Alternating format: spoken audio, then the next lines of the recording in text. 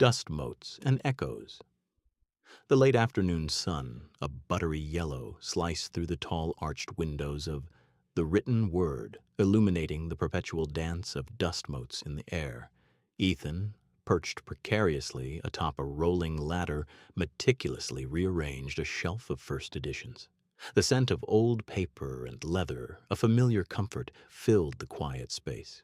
He traced the embossed title of a forgotten poet with a gloved finger, the silence punctuated only by the distant hum of traffic, and the occasional rustle of a turning page from the solitary customer browsing in the back.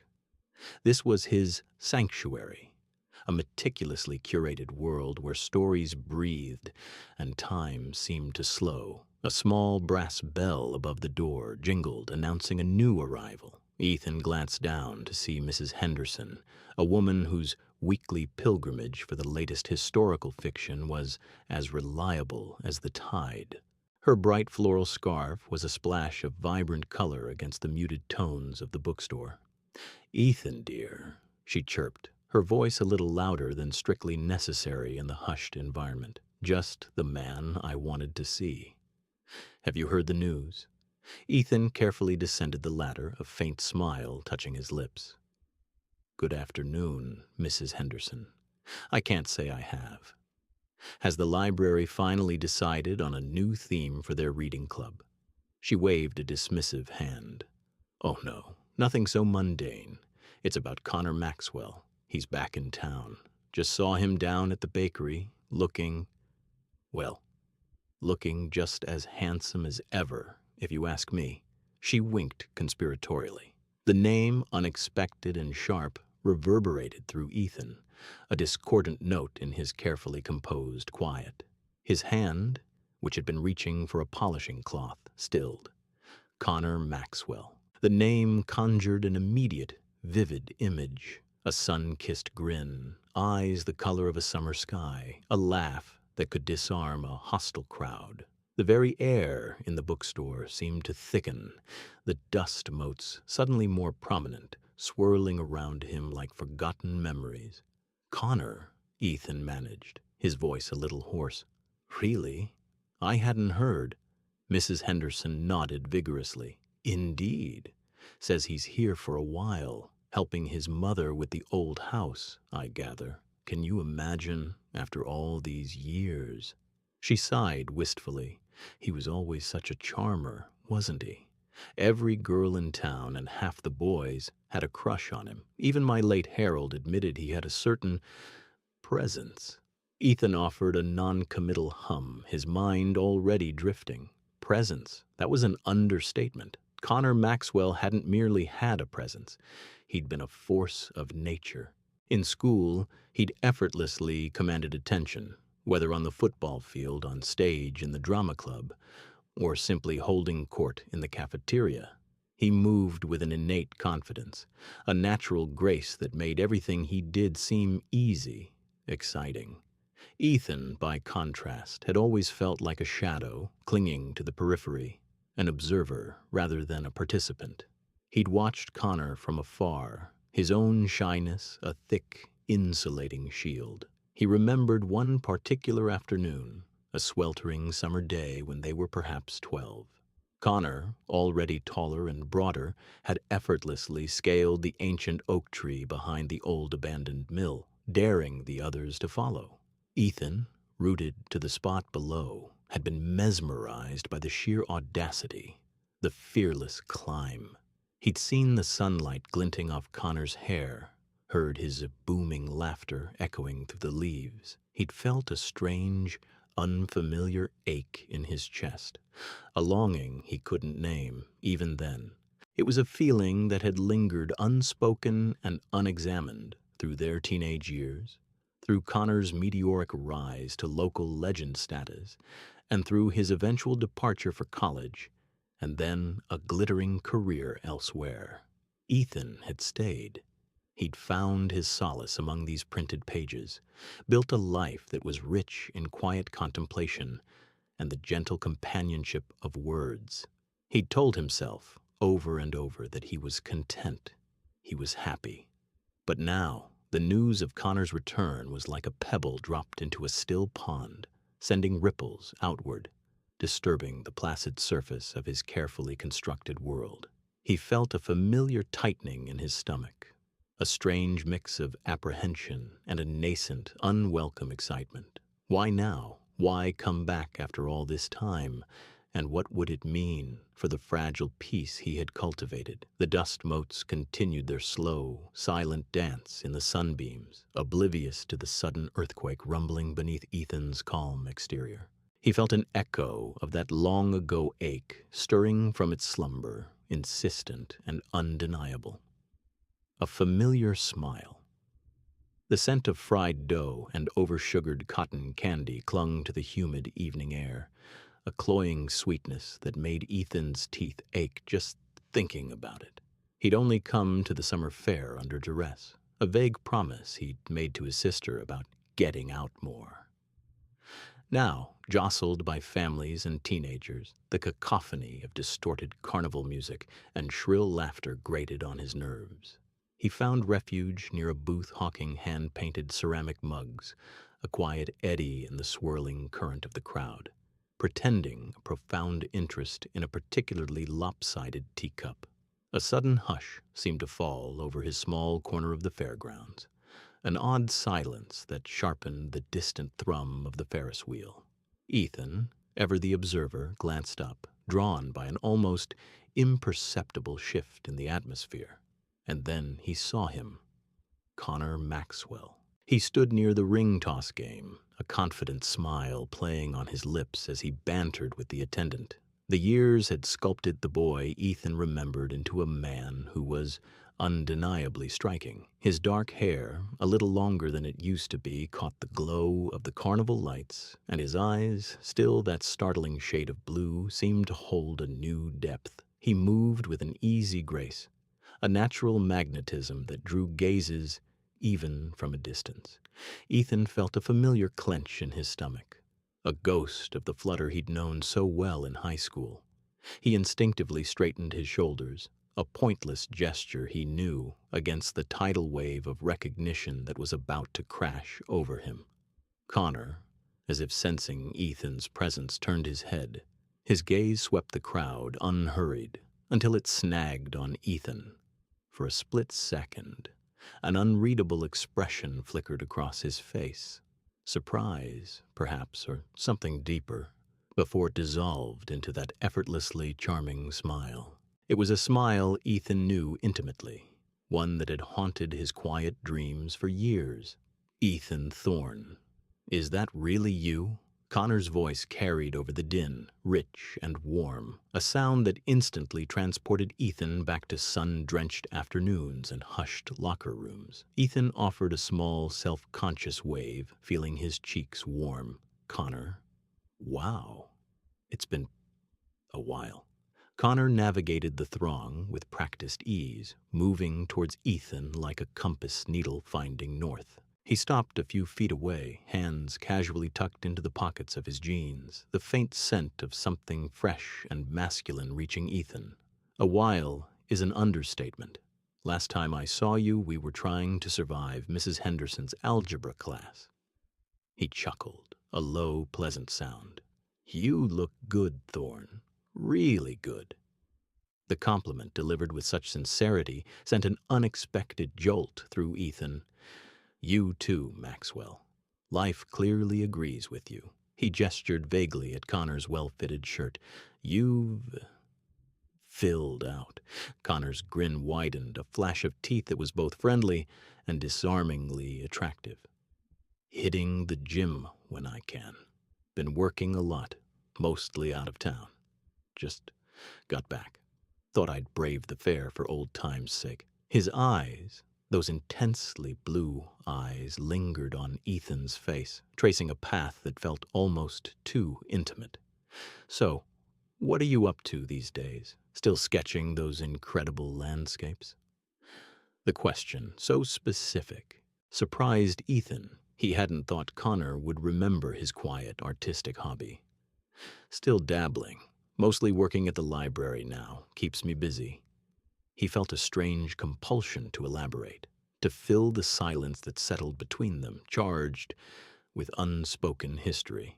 It's peaceful, lots of quiet. Connor's gaze softened. Sounds like you, always finding the calm amidst the chaos. He took a small step closer, a subtle shift in their proximity that made Ethan's pulse quicken. It's really great to see you, Ethan, honestly. I wasn't sure I'd run into anyone I knew so well. You too, Connor, Ethan managed, the words feeling inadequate. He wanted to say so much more, to ask about everything and nothing, but the familiar shyness clamped down on his tongue. He was aware of every detail, the slight crinkle at the corners of Connor's eyes when he smiled, the way his dark hair fell just so, the casual confidence that radiated from him, and he felt it again, that deep, familiar ache, a quiet thrumming beneath his ribs that had never truly faded. It was the thrill of proximity, the sting of nostalgia, and the undeniable pull of a smile he'd loved from afar for more than half his life. The bookseller's retreat. The scent of old paper and dust had always been Ethan's refuge, a comforting balm against the chaos of the world. He'd meticulously arranged the new arrivals, feeling a familiar satisfaction as he slotted a first edition into its proper place. The bell above the door chimed, and Ethan's breath hitched. Connor. Again. It had been nearly 2 weeks since the fair, and Connor had developed a habit of appearing, not always with a book in hand, but often with a question, a comment, or simply a lingering presence that made the air in the small shop crackle. Today, Connor leaned against the worn oak counter, a paperback of classic poetry forgotten in his grip. His eyes, the color of warm honey, were fixed on Ethan, a faint smile playing on his lips. You know, Connor began, his voice a low rumble that resonated through the quiet store. I was thinking about that time in Mr. Harrison's English class, the one where we had to read Shakespeare aloud. Ethan felt a blush creep up his neck. He remembered it vividly. He'd been mortified by his own stuttering delivery of Romeo's soliloquy, but Connor, sitting 2 rows over, had just smiled, a small, encouraging gesture that had somehow made it all bearable. Oh, God, Ethan muttered, trying to keep his tone light. Don't remind me. I sounded like a strangled cat.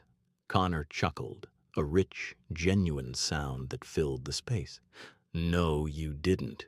You were earnest. And then I had to read Mercutio, and I remember you almost snorting juice out of your nose when I improvised that line about Queen Mab. He paused, his gaze softening. You always had that quiet laugh, the kind that made others want to hear it more.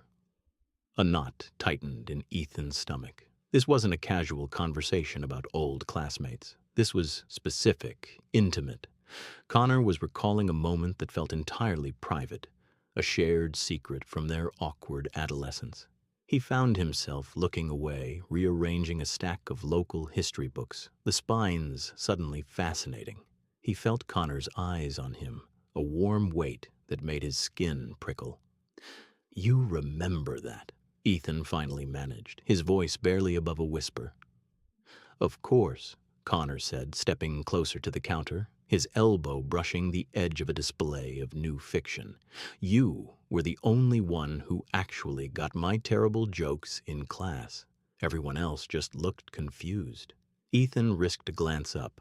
Connor's expression was unreadable, but there was an intensity in his gaze that was undeniable. He wasn't just remembering. He was reliving. And in his eyes, Ethan saw a reflection of something he hadn't dared to acknowledge in himself for years. A longing. The afternoon sun, filtering through the high windows, cast long shadows across the dusty floorboards. Connor shifted his weight, and the paperback in his hand remained forgotten. His gaze drifted from Ethan's face to his hands, then back up, lingering for a fraction of a second longer than necessary. It wasn't an overt stare, but a series of subtle, prolonged looks that spoke volumes. Each time, It felt like a gentle, almost accidental touch. Ethan felt his heart quicken, a frantic drum against his ribs. The air grew thick with unspoken words, with the weight of shared memories and a burgeoning, unfamiliar tension. He found himself wanting to reach out, to touch the smooth, dark wood of the counter where Connor's arm rested, to bridge the small distance between them. But he didn't. He just stood there, caught in the quiet orbit of Connor's attention, the bookseller's retreat no longer feeling like a safe haven, but a crucible. Under the hood. The oppressive heat of the afternoon sun beat down on the cracked asphalt of Ethan's driveway, shimmering off the hood of his ancient sedan. He'd been wrestling with the engine for an hour, a futile battle against a stubborn fan belt, when a familiar, deep chuckle echoed from behind him. He stiffened, then slowly turned. Connor leaned against his meticulously restored vintage pickup, a faint smirk playing on his lips, sunglasses perched on his nose. He looked unfairly good, even in the harsh sunlight. "Still driving this old beast, Thorne?" Connor's voice was like warm gravel, instantly transporting Ethan back to locker-lined hallways and shared jokes. Ethan grunted, wiping grease from his forehead with the back of his hand, smearing it further. "It gets me where I need to go. Or, well, it usually does." He gestured vaguely at the open hood, a tangle of wires and hoses. Fan Belt decided to stage a protest. Connor pushed off his truck, moving with an effortless grace Ethan had always envied. "Mind if I take a look? Might have a spare tool or two in my box that could help." He didn't wait for an answer, already peering into the engine compartment, his brow furrowed in concentration. The scent of his cologne, something woody and expensive, drifted on the still air, mingling with the metallic tang of oil and gasoline. They fell into a comfortable rhythm, Connor calling out for wrenches, Ethan handing them over, their fingers brushing occasionally. The afternoon bled into early evening, the sun dipping lower, casting long shadows across the driveway. Laughter punctuated their efforts, easy and genuine, as they recounted embarrassing high school mishaps and exaggerated versions of their present-day struggles. Ethan found himself relaxing, the self-consciousness that usually plagued him dissolving under Connor's steady, unassuming presence. He watched Connor's strong hands work with a practiced ease, saw the way his muscles flexed under his t-shirt. The air thrummed with a different kind of energy, a forgotten chord struck and resonating. Connor finally straightened, a triumphant grin on his face, a smudge of grease mirroring Ethan's on his own cheek. There, should run like a dream now. He leaned back against the car fender, pulling a rag from his pocket to wipe his hands, but he didn't clean the smudge. He looked at Ethan, his eyes freed from the sunglasses, holding a depth Ethan hadn't remembered. "You know," Connor began, his voice softer, "everyone thinks I've got it all figured out. The big job, the nice house, the travel." He gestured vaguely, his gaze unfocused on the distant horizon. "But sometimes it feels like I'm just going through the motions, like I built this whole life, and then realized it's not really mine." He looked back at Ethan, a vulnerability in his eyes that made Ethan's chest ache. "Does that make any sense?" Ethan nodded slowly, a lump forming in his throat. He saw past the confident facade, recognized a shared loneliness. "More than you know," he murmured, the words feeling too small for the weight of the moment. He wanted to reach out, to offer some comfort, but held back, the unspoken tension between them a palpable third presence. The comfortable ease had shifted, deepening into something more profound, more dangerous. The setting sun painted the sky in hues of orange and purple, casting them in a warm, intimate glow. Two men bathed in the quiet aftermath of shared labor and unearthed confessions. Secrets in the storm. The first clap of thunder was less a sound and more a physical blow, rattling the old bookstore's windows. Ethan, halfway through shelving a particularly dusty tome on archaic cartography, flinched. Outside, the clear evening sky had curdled into an ominous purple gray, and the gentle patter against the glass quickly escalated into a torrential downpour, each drop sounding like a tiny drumbeat against the panes. "Looks like we're stuck, Thorne." Connor's voice, smooth as polished riverstone, cut through the sudden roar of the storm. He stood by the front door, his hand still on the lock he'd just turned, a faint smile playing on his lips. The streetlights, already battling the deepening gloom, flickered, then died, plunging the bookstore into a softer, lamp-lit amber. Ethan's heart gave an involuntary lurch. He'd been trying and failing to ignore Connor's presence since he'd offered to help close up, a gesture Ethan suspected was less about altruism and more about extending their unexpected reunion. Now, with the world outside obliterated by rain and wind, there was no escaping the confined intimacy. They spent the next hour in a peculiar domesticity. Connor, surprisingly adept, helped Ethan tidy the remaining stacks of books, their shoulders occasionally brushing in the narrow aisles. The air, thick with the scent of old paper and rain-soaked earth, hummed with an unspoken current. As the storm showed no signs of abating, Ethan brewed tea on a small electric kettle, the comforting ritual, a shield against the burgeoning tension. Perched on worn armchairs in the cozy reading nook, mugs steaming between them, the conversation shifted from pleasantries to something deeper. Connor, usually so guarded, began to talk about his years away, the relentless grind of his architecture career, the quiet ache of anonymity in sprawling cities. He spoke of moments of profound loneliness, of wondering if he'd traded genuine connection for professional success. Ethan found himself opening up too, recounting his quiet life at the library, the subtle joys of discovering forgotten stories, the comfort he found in routine.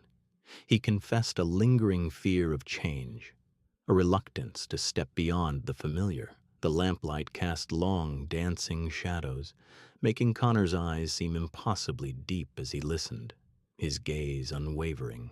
"You know," Connor said, his voice dropping to a near whisper, "I always admired that about you, Ethan. Your steadiness, even back in high school. While everyone else was chasing whatever shiny new thing, you always seemed to know who you were." A flush crept up Ethan's neck. He remembered the boy he'd been, awkward and self-conscious, a silent admirer of Connor's effortless charm. To hear Connor speak of him with such warmth, such introspection, was disarming. "And you," Ethan countered, his voice a little shaky, "you were always the one everyone wanted to be, or be with." He regretted the last part as soon as it left his lips, but Connor only offered a wry, almost sad smile. "It's not always what it seems," Connor murmured, looking down at his mug. He took a slow sip, then met Ethan's gaze again. "There are things I've kept hidden, even from myself, for a long time." The silence that followed was charged, electric. The rain outside was still a relentless drum, but it seemed to recede, leaving only the soft crackle of the old building settling. Connor slowly reached out, his fingers hovering inches from Ethan's hand, which rested on the armrest. Ethan held his breath, every nerve ending tingling, a dizzying mix of anticipation and terror. He saw it in Connor's eyes, a flicker of desire, a question, an undeniable pull. Then, as quickly as it had appeared, the intention vanished. Connor's hand recoiled as if burned, his body stiffening. A shadow passed over his face, a fleeting expression of alarm, almost panic. He averted his gaze, clearing his throat awkwardly. "Rough night," Connor mumbled, pushing himself abruptly out of the chair.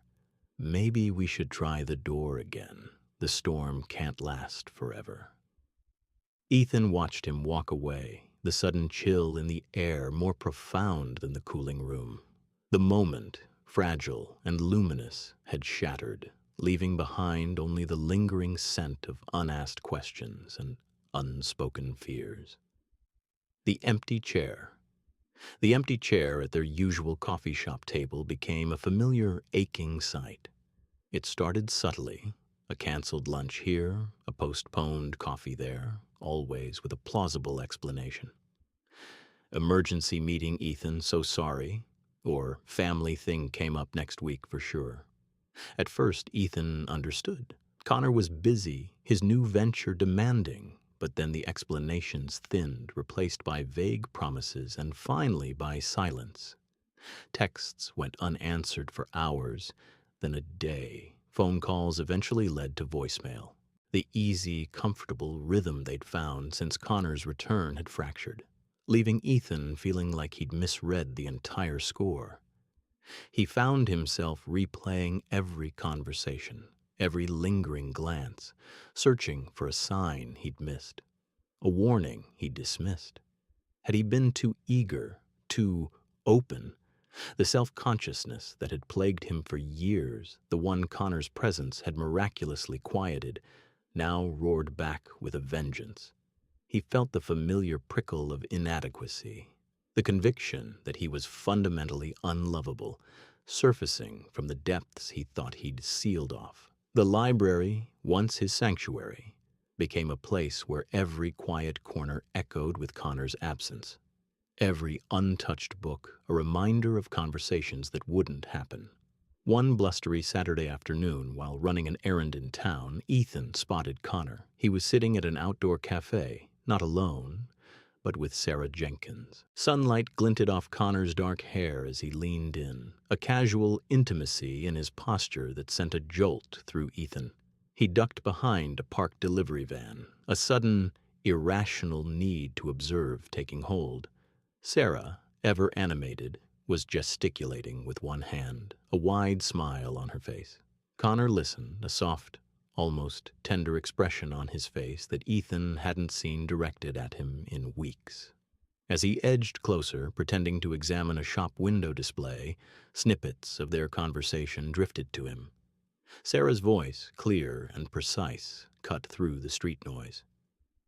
"Just makes sense, Connor.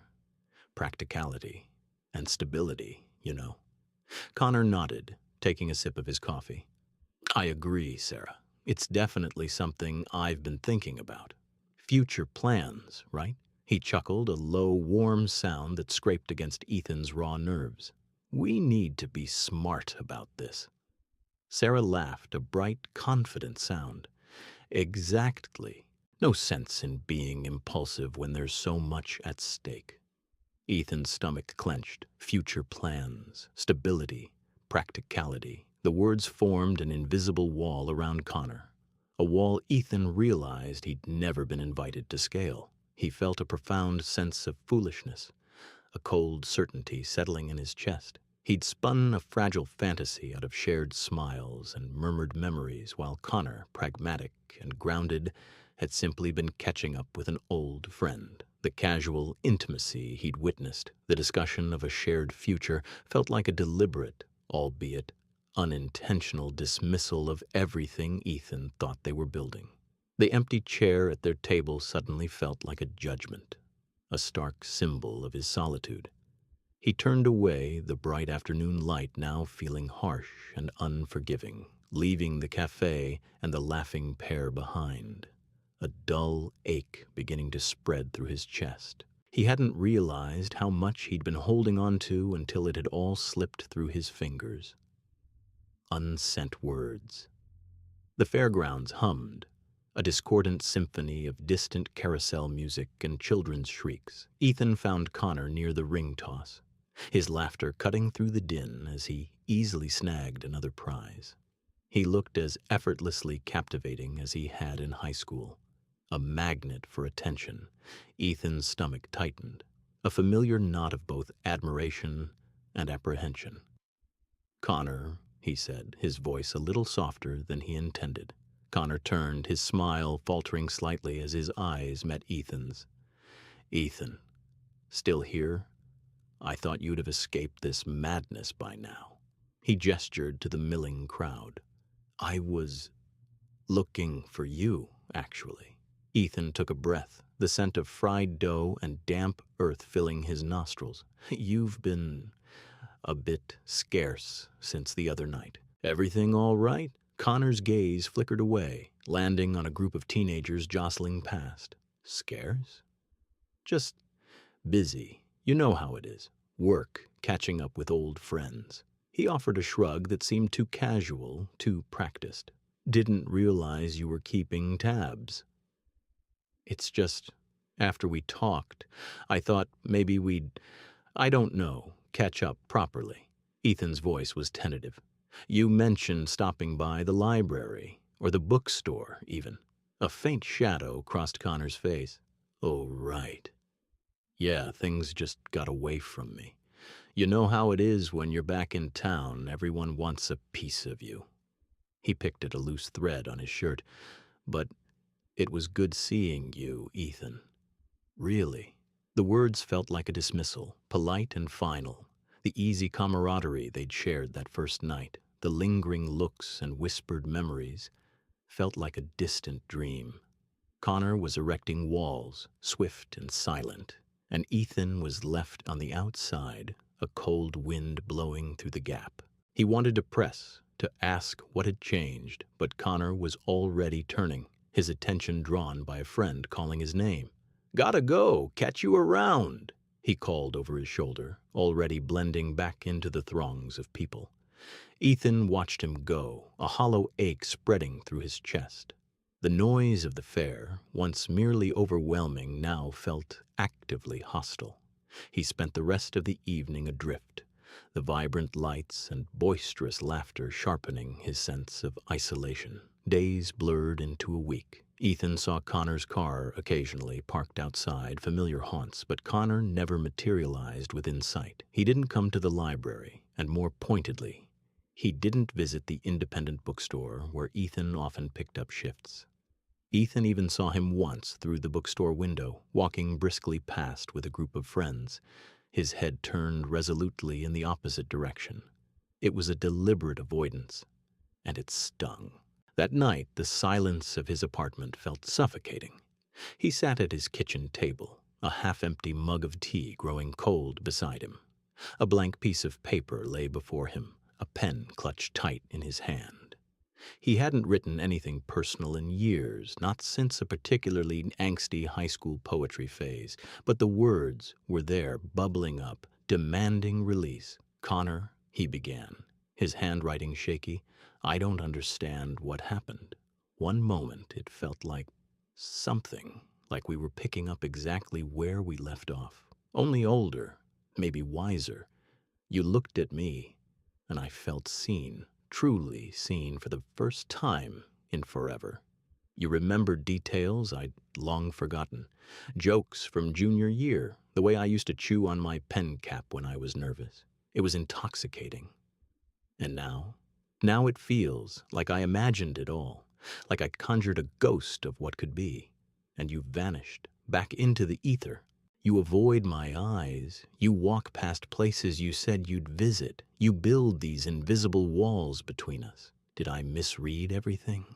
Was I just a convenient distraction, a nostalgic echo for a moment? It hurts, Connor. It hurts to feel that flicker of hope, that spark I thought we shared, only for you to extinguish it so quickly, so carelessly. I keep replaying our conversations, searching for the moment I messed up, the word I shouldn't have said, the look I shouldn't have held too long. But I can't find it, and the not knowing is almost worse than if you just told me to my face that you're not interested, that I'm not what you're looking for. I'm tired of feeling like I'm standing alone on an empty stage, performing for an audience that isn't there. I thought maybe you were finally seeing me, the real me, the one who's always been here, waiting. But I guess some words are better left unsaid, some feelings better left buried. He reread the letter, the raw emotion bleeding through every line. He wouldn't send it. He couldn't. It was too vulnerable, too desperate. He folded the paper carefully, his fingers tracing the sharp creases. This wasn't for Connor. It was for him. A way to articulate the churning confusion, the unexpected grief for something that had barely begun. He tucked it into an old shoebox beneath his bed, a silent testament to unsent words and unfulfilled hopes. Rainy Night Confession. The weeks following Connor's abrupt departure bled into a muted canvas of quiet despair. Ethan sought solace in the library's familiar embrace, the comforting scent of aged paper and dust. But every hushed aisle seemed to echo Connor's laugh, every silent patron a ghostly reminder of the easy charm that had once captivated him. He genuinely tried to move on, frequenting the local coffee shop, browsing new arrivals at the independent bookstore across town, even enduring a poetry reading he'd previously scorned. Yet, these efforts felt hollow, a performative charade of self-deception. Each passing face was momentarily scrutinized, every distant car a fleeting surge of hope, only to dissolve into the mundane reality that Connor was simply gone. A persistent ache settled in his chest, a dull subterranean throb that ignited whenever a specific song played or a familiar gait caught his eye. He'd even contemplated mailing the letter, that unsent confession of feelings both too late and too overwhelming. But courage always faltered. It lay, a crumpled testament to his cowardice, in his bedside drawer. One Tuesday evening, a fierce tempest descended, engulfing the town in a relentless downpour. Rain lashed against the windows of his small apartment above the bookstore, each gust a mournful sigh. Ethan, swathed in a worn blanket, attempted to lose himself in the intricate world of a historical novel, but the words blurred, indistinguishable from the swirling thoughts in his mind. The dim lamplight cast elongated shadows, making the familiar space feel vast and vacant. He'd prepared a simple dinner, microwaving leftovers, the quiet clatter of his forks against ceramic the only sound apart from the storm. Solitude, typically a balm, now pressed down on him like a heavy shroud. A sudden, insistent knock tore through the quiet. Ethan flinched, his heart leaping. No one ever visited him unannounced, least of all in such weather. He hesitated, listening to the rain's furious drumming. The knock came again, more urgent. Curiosity, laced with a flicker of apprehension, propelled him from the sofa. He peered through the peephole, his breath catching. Connor. He was drenched, his usually immaculate dark hair plastered to his forehead, water dripping. His tailored jacket, now dark with moisture, clung to his broad shoulders. He looked utterly disheveled, a stark contrast to the composed, confident man Ethan remembered. His face was pale, his eyes wide and a little wild, reflecting an intensity Ethan had never witnessed. A raw, vulnerable distress was etched on his features, making Ethan's stomach clench. In his hand, clutched tightly, was a small, crumpled piece of paper, its edges softened and darkened by the wet. It looked unmistakably like the very letter Ethan had written, the one he had held on to, the one he had never sent. Ethan fumbled with the locks, his fingers trembling, the cold metal biting into his skin. The door swung open, revealing the full force of the storm and the silent, desperate man standing on his porch. Rain plastered Connor's shirt to his chest, outlining the strong planes of his body. He shivered, but it wasn't solely from the cold. His gaze, when it met Ethan's, was a turbulent sea of emotion, regret, longing, desperation. Ethan. Connor's voice was hoarse, barely a whisper above the wind's roar. He took a shaky step forward, rain dripping from his chin onto the polished wood floor. He extended his hand, the crumpled letter held out like a fragile offering. I found this. His eyes, usually so assured, darted around Ethan's face, searching, pleading. I know I left. I know I was a fool. His voice broke, a raw, unvarnished sound that pierced through Ethan's carefully constructed emotional barriers. But I couldn't. I couldn't stay away. Not after this, not after you. Always you, the cloying perfume of fried dough and cloyingly sweet popcorn assailed Ethan, a visceral reminder of his aversion to crowds. He'd sought refuge behind a garish fortune-teller's booth, yearning for a moment of quiet when a voice like a sudden crack in the din pierced the air. "Ethan, is that really you?" His gut twisted. Connor. Their last encounter, a disastrous reunion where Connor had feigned warmth while keeping an emotional chasm between them, replayed in his mind. Ethan pivoted, a practiced mask of polite indifference already set. Connor stood before him, as arresting as ever, an effortless confidence emanating from him, amplifying his already formidable presence. Yet tonight, a subtle tremor in his stance, a fleeting uncertainty in his usually steadfast gaze, snagged Ethan's attention. "Connor," Ethan managed, his voice a little gruffer than intended. The fair's usual overwhelming din seemed to recede, leaving only the thunder of his own pulse. Connor closed the distance, the midway's artificial lights glinting in his eyes. "Saw you from the tilt-a-whirl," he murmured, a faint chuckle escaping. "Still despise those things, don't you?" A flush crept up Ethan's neck. "Always," he admitted. It was a fleeting detail, a throwaway remark from high school. Yet Connor remembered. It was always these insignificant things that unraveled him. I need to talk to you," Connor pressed on, his usual composure beginning to fray.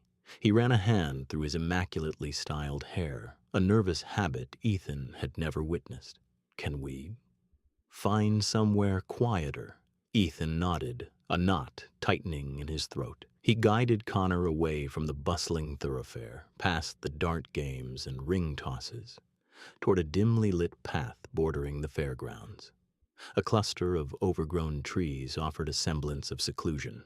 Here the air was cooler, carrying the faint, earthy scent of damp soil and ancient leaves.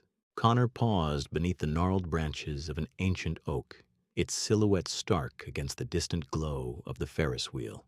He turned to Ethan, and for the first time, Ethan saw raw vulnerability etched on his face.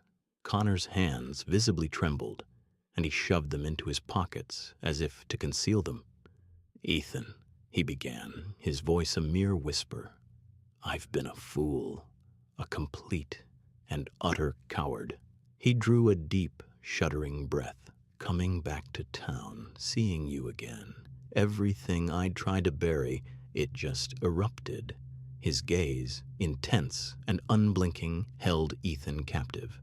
"I remembered the way you used to look at me, the way you understood things no one else did, the way you always made me feel like myself."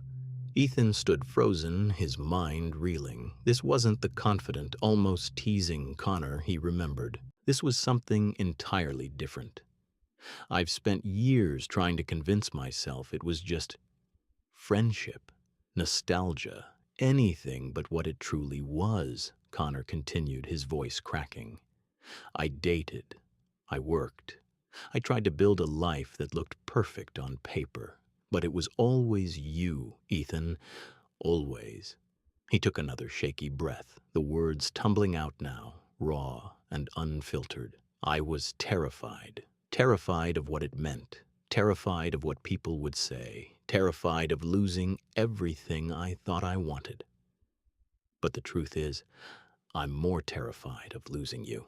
His eyes, usually so bright with self-assurance, now shimmered with unshed tears. "I love you, Ethan.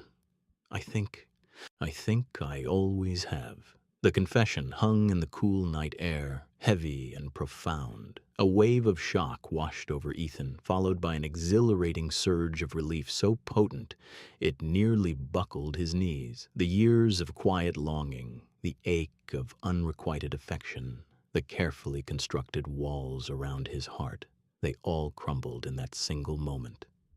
"Connor," Ethan breathed, his own voice thick with emotion. He reached out, his hand instinctively finding Connor's arm, a tentative, comforting touch. The warmth of Connor's skin was a jolt, a connection he'd yearned for so long. Connor's shoulders slumped, as if a monumental weight had lifted. He looked at Ethan, a fragile hope dawning in his eyes. "I understand if it's too late. If you've moved on, it's not too late," Ethan whispered the words of promise. He stepped closer, bridging the small gap between them, and placed his other hand gently on Connor's cheek. The rough stubble of his jaw, the faint scent of cologne mingled with fairground dust. It was all overwhelmingly, wonderfully Connor. It's never been too late. A raw sob escaped Connor, and he leaned into Ethan's touch, his eyes finally overflowing. He wrapped his arms around Ethan, pulling him into a desperate, clinging embrace. Ethan buried his face in Connor's shoulder, inhaling his familiar scent, feeling the solid warmth of his body. The world outside, the noisy fair, the judgments, the fears, they all faded into insignificance. In the quiet shelter of the oak tree, surrounded by the whispers of the night, there was only them, two souls finally finding their way home. The future was uncertain, a vast, uncharted territory, but for the first time in a very long time, Ethan felt a flicker of genuine hope ignite within him.